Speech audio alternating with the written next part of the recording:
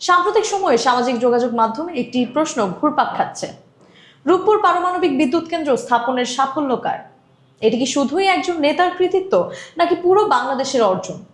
আপনার কি মনে হয়? চলুন বিষয়টি একটু গভীরভাবে দেখা যাক। দীর্ঘদিনের বিদ্যুৎ ঘাটতি কাটিয়ে একটি টেকসই ও নির্ভরযোগ্য জ্বালানি উৎস গড়ে তোলার লক্ষ্যই এই প্রকল্পের হাতে নেওয়া হয়। এই প্রকল্প বাস্তবায়নের পেছনে সরকারি সিদ্ধান্ত, আন্তর্জাতিক সহযোগিতা, প্রযুক্তিগত সহযোগিতা সবকিছুর সমন্বয় রয়েছে। বিশেষ করে শেখ হাসিনা সরকারের সময়ে প্রকল্পটি বাস্তব রূপ পায় এবং নির্মাণ কাজ দ্রুত এগিয়ে যায়। ফলে অনেকেই এটিকে তার নেতৃত্বের একটি বড় সাফল্য হিসেবে দেখছেন। তবে বিষয়টি এখানেই শেষ নয়। একটি পারমাণবিক বিদ্যুৎ কেন্দ্র নির্মাণ কোনো একক ব্যক্তি বা সরকারের পক্ষে সম্ভব না। এর সঙ্গে জড়িত থাকেন হাজার হাজার প্রকৌশলী, শ্রমিক, বিজ্ঞানী এবং প্রশাসনিক কর্মকর্তা। এছাড়া আন্তর্জাতিক অংশীদারিত্ব, বিশেষ করে প্রযুক্তি ও অর্থায়ন এই প্রকল্পকে বাস্তবায়নে গুরুত্বপূর্ণ ভূমিকা রেখেছে। তাহলে প্রশ্ন হচ্ছে, সাফল্যটা কার?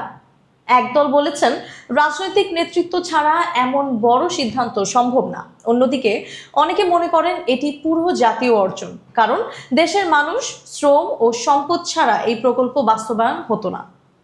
আপনি যদি একটু ভেবে দেখেন, বড় কোনো জাতীয় প্রকল্প কি কখনো একক কারো কৃতিত্ব হতে পারে, নাকি এটি সবার সম্মিলিত প্রচেষ্টার ফল?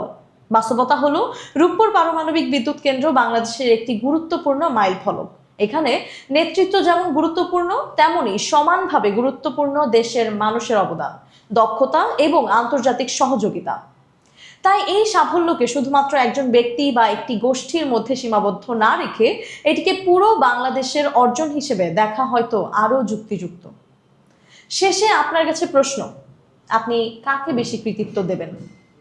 একজন নেতাকে নাকি পুরো দেশকে?